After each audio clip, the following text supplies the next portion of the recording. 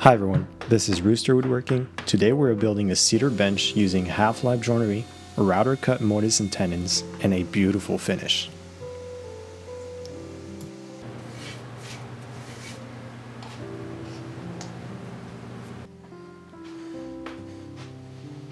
For this project, my customer wanted a pretty traditional design for a cedar bench that you would typically find in saunas.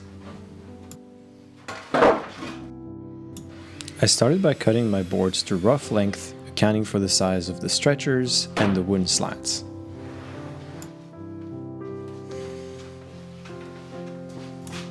I then used the planer to bring my boards to final thickness.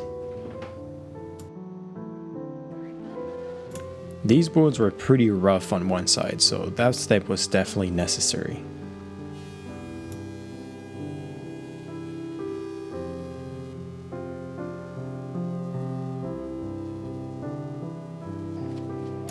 After that, I sanded each board starting from 80 grit all the way up to 150. I highly recommend doing your rough sandings when the boards are still full, so you have less parts to deal with.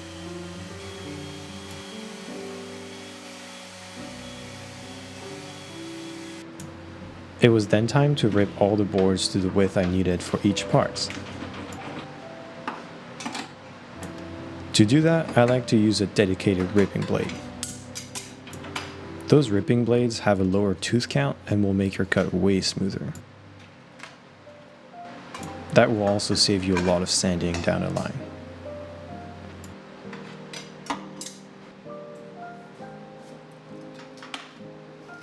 I started by ripping down all the stretchers to about 3 inches.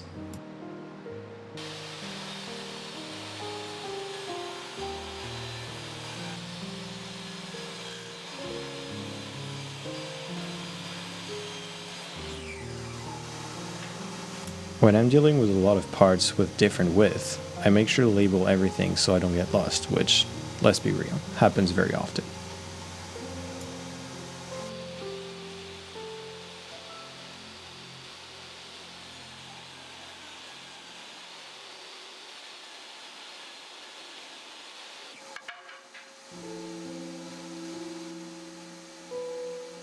I then move on to ripping all the parts for the slats to about 2 inches wide.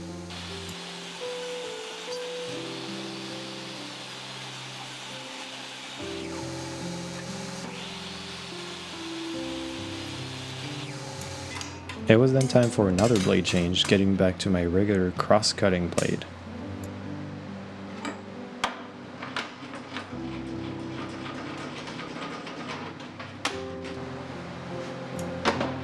Using my crosscut sled, I cut all the stretchers to size.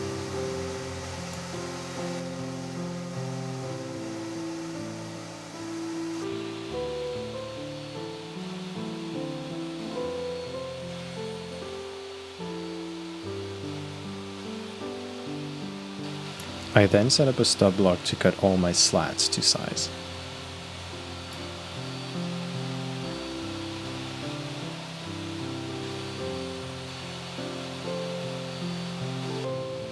I wanted the top of the bench to be a mitered frame so that we could see continuous grain flowing all around. To do that, I simply stuck all my parts together with painter's tape and cut the miters. This prevents any measurement errors for me. As long as the opposite sides are the same, your frame will likely be square. After cutting everything, it was time to make sure it all fit together. And it did. The frame and the slats will come together through a half lap. To cut the half lap, I first started by measuring my stock in millimeters. I then divided that thickness by 2. After that, I used the calipers to transfer the half measurement to my blade height.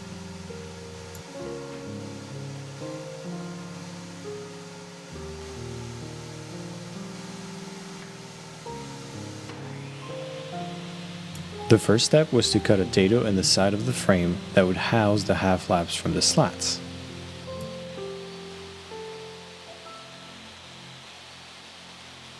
As usual, I could have used a dado stack here, but decided to torture myself with multiple passes.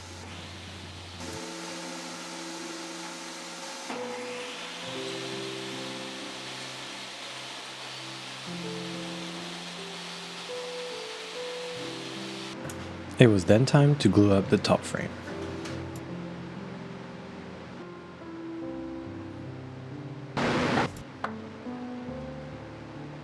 After applying glue to all the surfaces, I used my favorite ratchet strap clamps to clamp it all together.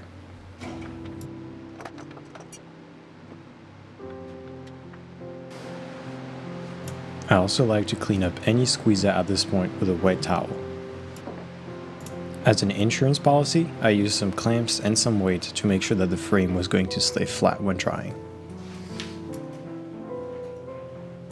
After measuring the gap in the frame, I cut all my slats to size using a stop block.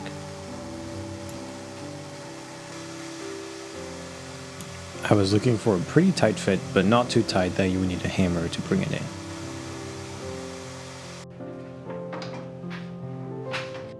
Yeah, I know, another blade change.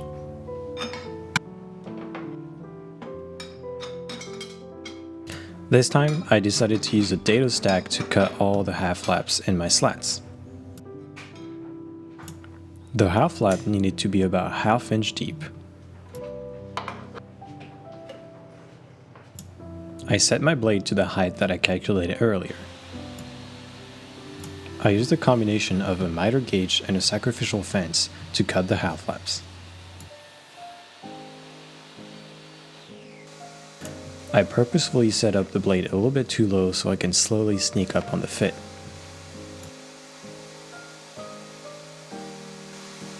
After a couple tries, I got the perfect flush fit.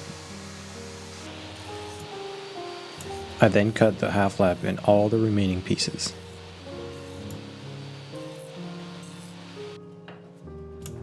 I used a 1/4 inch spacer here, which is basically 1/4 inch plywood with a little bit of tape to bring it to an actual 1/4 inch.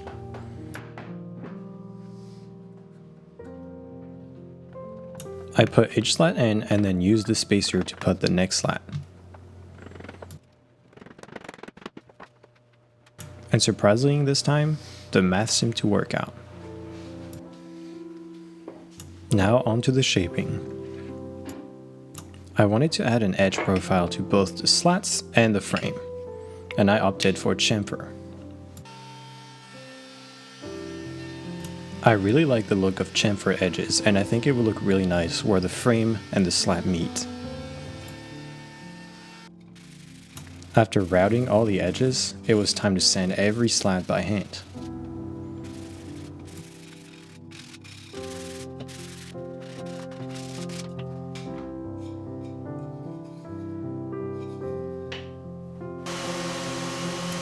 The same sanding and routing processes were applied to the frame.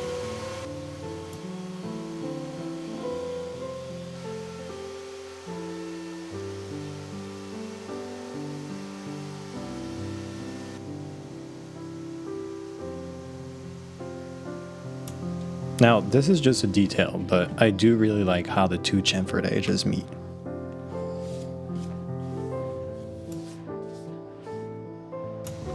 Now we're on to the legs. I used some Cedar 2x4 that I ran through the planer to make it square.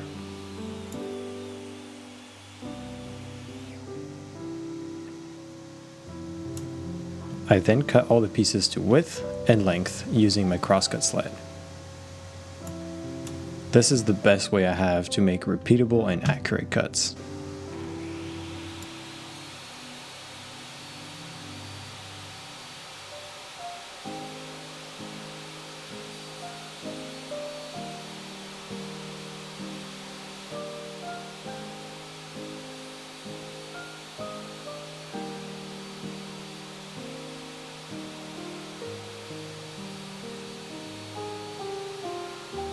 I then took a few minutes to look at what base layout would look good for the legs. Now, I can be spatially confused sometimes, so I made sure to mark the layout on each leg. Here, I opted for mortise and tenon for the joinery. This can seem like an intimidating joint, but with a router and a table saw, you can easily get there. I used a set of 2 adjustable squares to mark the end points of the mortises.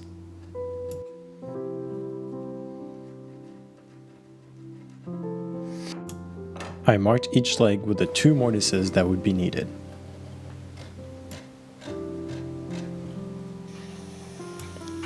To cut those mortises, I will be using a router with an edge guide. My router base is pretty wide, so I used some extra pieces on the side for added support. I then set my edge guide and double checked that the mortise would be straight.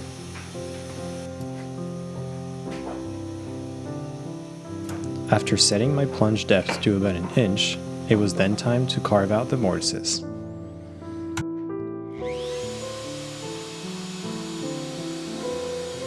Here, I really took my time carving about 1/4 inch at a time and making sure not to go past those lines that I drew earlier.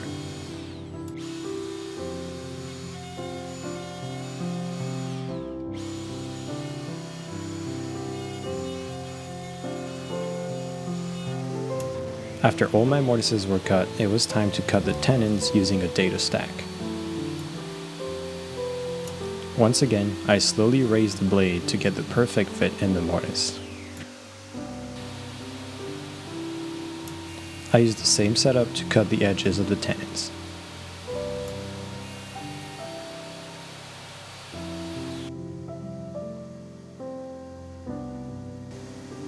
I also rounded off the corners of the tenons to make sure they would fit in our round mortises. And that's the fit we're looking for. Not too tight, not too loose.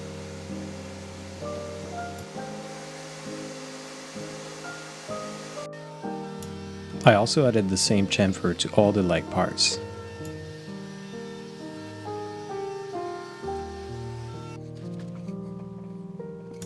It was then time for glue up.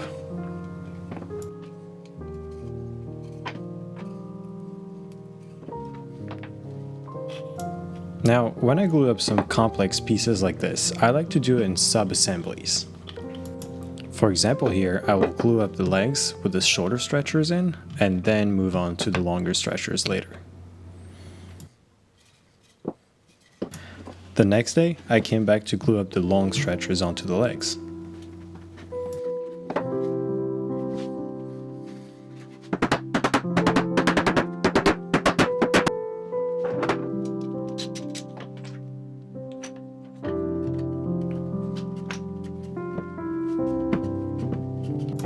If you made it that far into the video, well, thank you very much for watching. If you do enjoy this type of content and would like more from me in the future, make sure to subscribe to my channel and like this video. This is very helpful for me to reach out new audiences and create more projects for YouTube.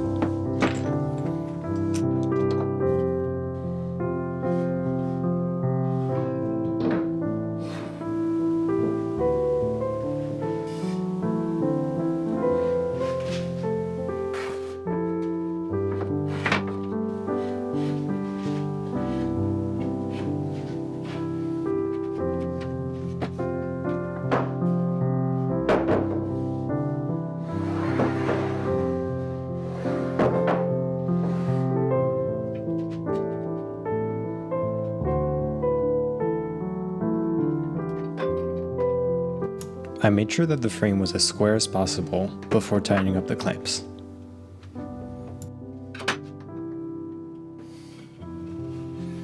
I also needed to notch out the corners of some of the slats to match the profile of the legs.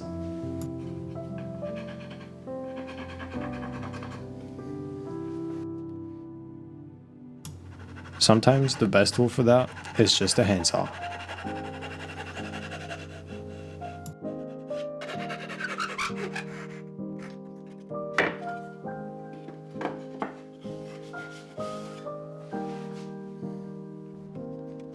Moving on to finish prepping, I sanded all the edges by hand with 220 grit sandpaper. I also added masking tape to the surfaces that would then be glued to the frame.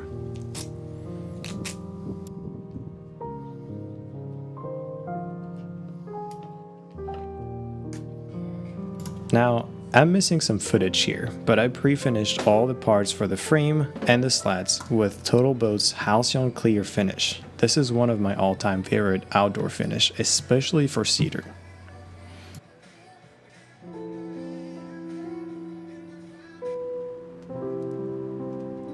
I added glue to both surfaces of the half lap and hammered it in.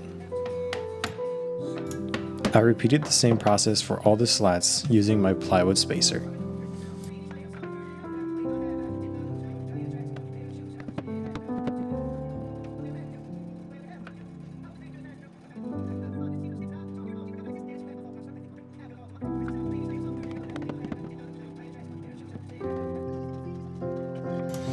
The process was the same for the lower slats. The first step was to arrange all the slats in order to make sure that everything looked good.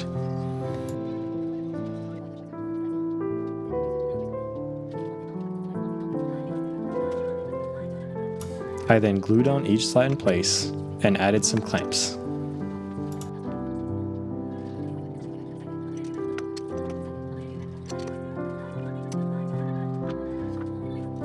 As I mentioned before, I don't have that many clamps, so I had to do that in multiple steps over the course of 3 days.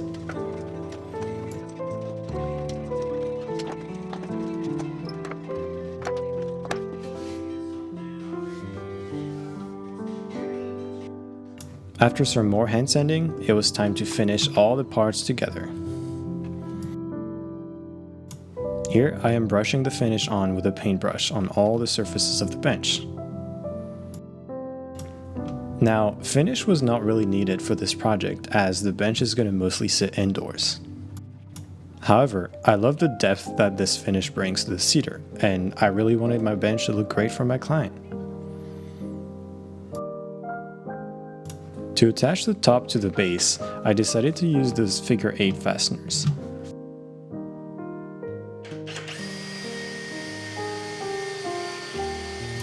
These are really easy to install. All you need to do is drill a hole with a fastener bit and then take out the corners with a chisel.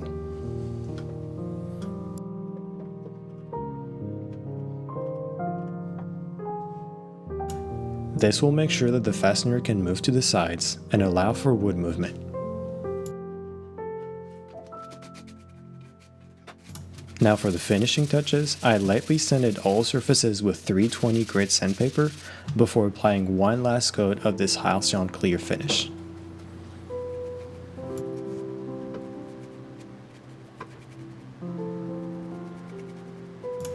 This fourth coat really made the cedar grain pop.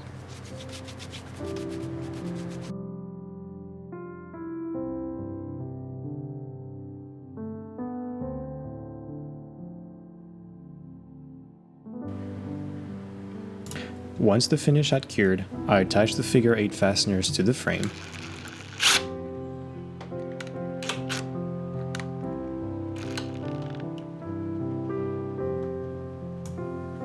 I then placed the top on and made sure that the reveal was even all around.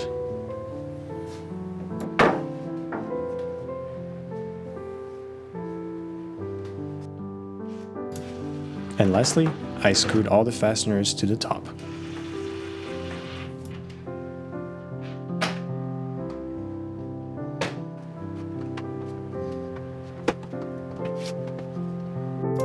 Now, to be honest with you, this was one of my favorite projects I've ever done. I got to use some pretty traditional joinery, and frankly, I love the look of Cedar. And more importantly, it looked absolutely amazing in my client's space. I hope you enjoyed this build, and see you in the next one.